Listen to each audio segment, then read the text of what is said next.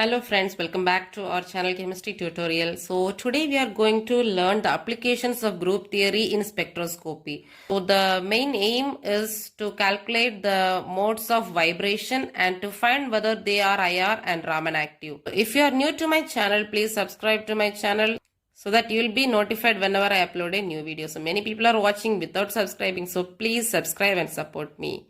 So let's get started. For every molecule, there will be 3n modes of motion. That is, n is the number of atoms present in a molecule. So all the molecules will undergo 3 modes of motion, that is translational, rotational and vibrational. So for every molecule, there will be 3 translational motions. So in the case of rotation, we will be seeing for linear and non-linear molecule. So if it is a linear molecule, we will have 2 modes of rotation, and if it is a non-linear molecule, we will have 3 modes of rotation. And now we have to see the vibrational modes. So in the case of vibrational modes, we are considering the linear and non-linear molecule. If it is a linear molecule, we have to subtract the total number of rotation and translational together from the total number of motions possible. That is, for linear, the translational 3 and the 2 rotational motion, that is total 5. So 3n minus 5. And in the case of non-linear, 3 non-linear rotational motion and 3 translational motion. So 6. So 3n minus 6. So for every molecule, translational is fixed, and in rotational also, linear and non-linear molecule, it is fixed. But for vibrational, it will be changing with the number of atoms present in a molecule. So there is no place for the vibrational modes in a character table, but we have position for translational and rotational motions. In the character table, the translational motion is represented by x, y, z or tx, ty, tz. So translational motion is the motion of a molecule from one point to another point, so that the center of gravity will be changed. The rotation is spinning of a molecule in a particular axis, and the center of gravity does not change. And the representation is Rx, Ry and Rz. So vibrational modes. So as we discussed earlier, 3n minus 5 is for linear and 3n minus 6 for non-linear. So vibration is stretching or bending of the molecules. So if this is the molecule, we have 3 atoms like this. It may stretch, or it may compress, or it may bend, like rocking, wagging and so on. So stretching and bending are the modes of vibration. So since it varies with number of atoms, there is no place in the character table. So our main aim is to find the vibrational modes and to determine whether they are IR and Raman active. So how we are doing this? There are 4 steps to do that. So the first step is we have to generate a reducible representation of a molecule with the help of a set of vectors. So suppose we are taking water molecule. For every atom we will have 3 vectors, that is x, y, z coordinates. So we have 3 plus 3 plus 3, 9 vectors as the basis for creating the reducible representation. Step 2 is the decomposition of the reducible representation into irreducible representations using a reduction formula, which we will discuss later. Step 3. Step 3 is to calculate the symmetry species of the normal modes of vibration. That is, we have to find out the modes of vibration from the total IRRs we get. And the step 4 is to predict the IR and Raman activity based on the group theoretical symmetry rules.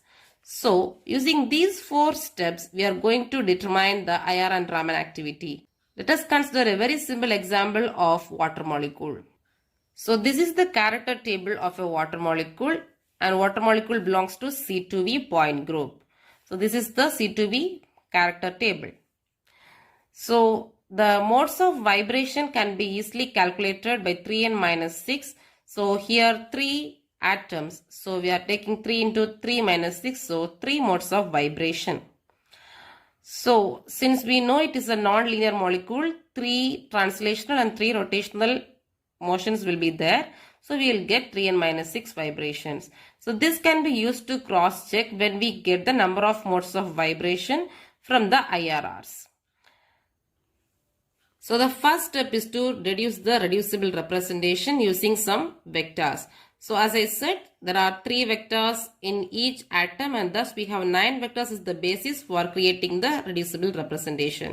Now, you should be aware of all these matrices of particular operations. For E operation, we have this matrix, and for C2Z operation, we have this matrix. So we have a matrix representation for all the symmetric operations, and the character of the matrices should be noted in a particular table like this. So for identity, how will you calculate the character of the matrix? We'll add the diagonal elements. So 1 plus 1 plus 1, we get 3. And here 1 minus 1 minus 1 plus 1, so we get minus 1. So for sigma xy, we get the 1 like that. So for inversion, minus 1 plus minus 1, minus 1, so minus 3. And here you can see cos theta 1. So 1 plus 2 cos theta, and here minus 1 plus 2 cos theta. We have written a table using the characters of the operations. So now we are going to generate the reducible representation. There we have a particular rule, that is, we have 4 operations like E, C2Z, sigma xz and sigma yz in the case of water molecule. We have to do each operation on the molecule and find how many atoms are unshifted. So every unshifted atoms will contribute something to the symmetry operation. So let's check how many unshifted atoms are present in each operation. Identity is doing nothing. So you can see all the 3 will remain unshifted, and we will get 3 unshifted atoms. In the case of C2Ez, so this is the axis and we are rotating along this. So if it is H1 and H2, while we are rotating 180 degree, this 2 will go here and the H1 will go here. So the number of unshifted atoms is 1. In the case of sigma xz, this is lying in the plane and we are just placing a plane over that, along that plane. So all the 3 molecules will be unshifted. So we get 3. In the case of sigma yz, we are cutting this in the middle of this oxygen like this.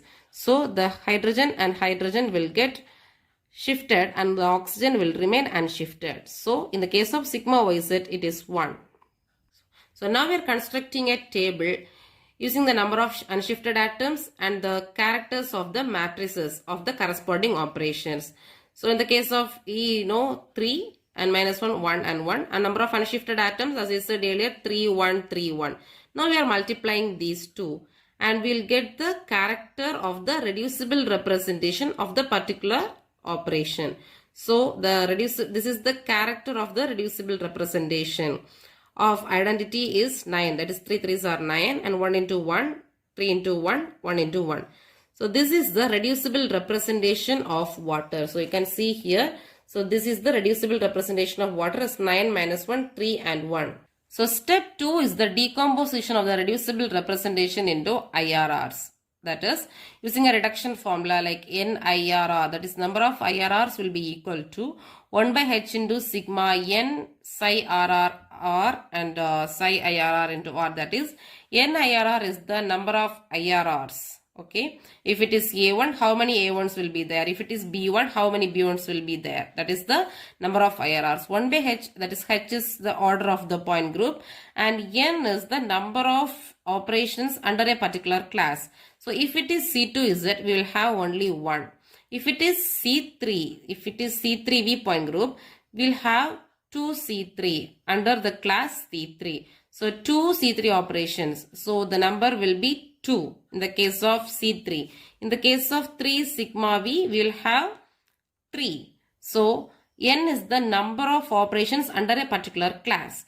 And psi RRR, that is the character of the reducible representation and the character of the irreducible representation. So now let us see how to use that formula. So this is the reducible representation and this is the character table. So number of IRRs. So number of A1, number of A2, B2 and B1. So number of A1. So 1 by H, H is 4 in the case of C2V. So 1 by 4 into, so we have to take, that is N. N is the number of operations under a particular class. Here it is 1, 1, 1, 1. In all the classes there is only one operation. So in the case of C2V we can put it as common. So N is equal to 1. And character of the reducible representation. So 1 into 9 into character of the irreducible representation 1. So next plus 1 into the character minus 1 into 1. Next only one operation under the sigma xz. So 1 into the character 3 into 1 and 1 into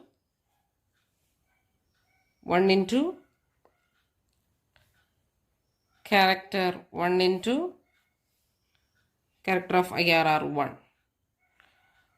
So we'll get 12 by 4 3.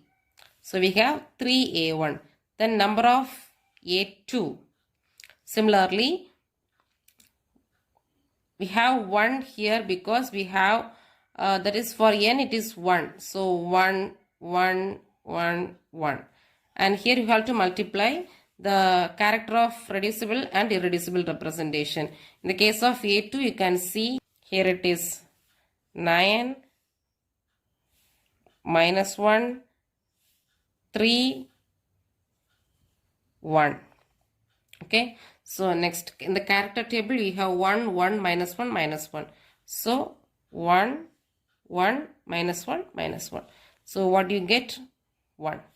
So similarly if you are calculating for B1 and B2 you get 3 and 2.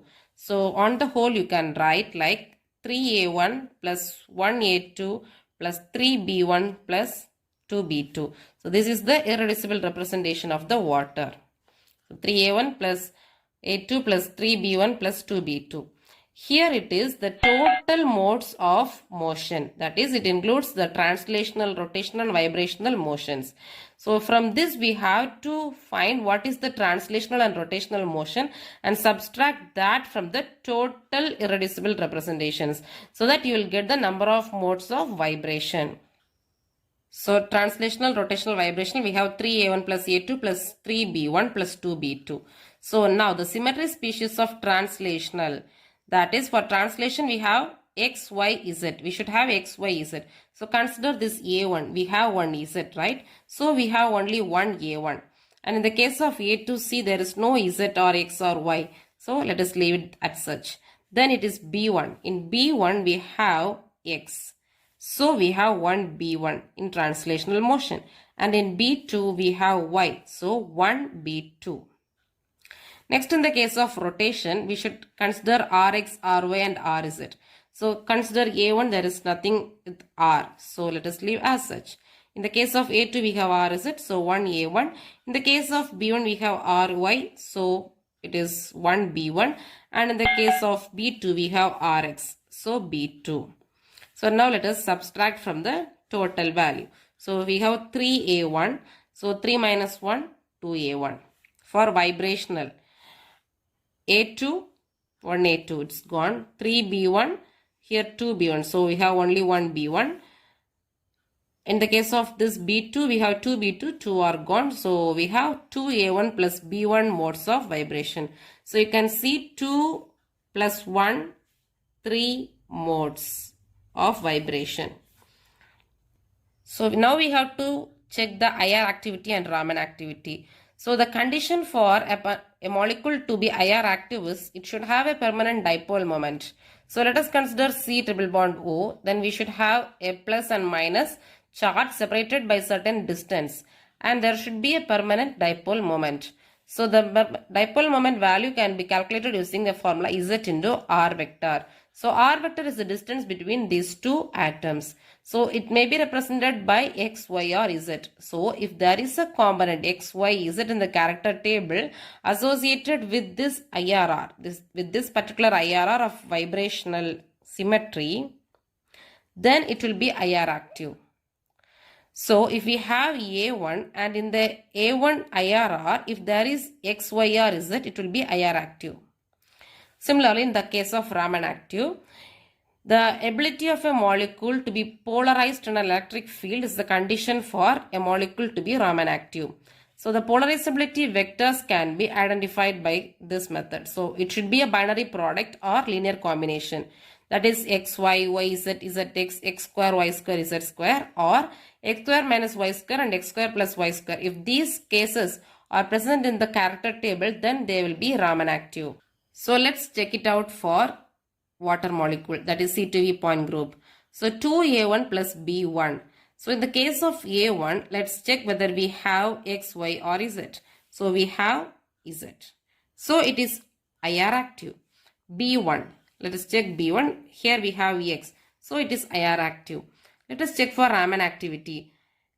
You have to check in the last column. So 2A1. So let us check A1. We have x square minus y square and z square. So it is Raman active. In the case of B1, we have zx.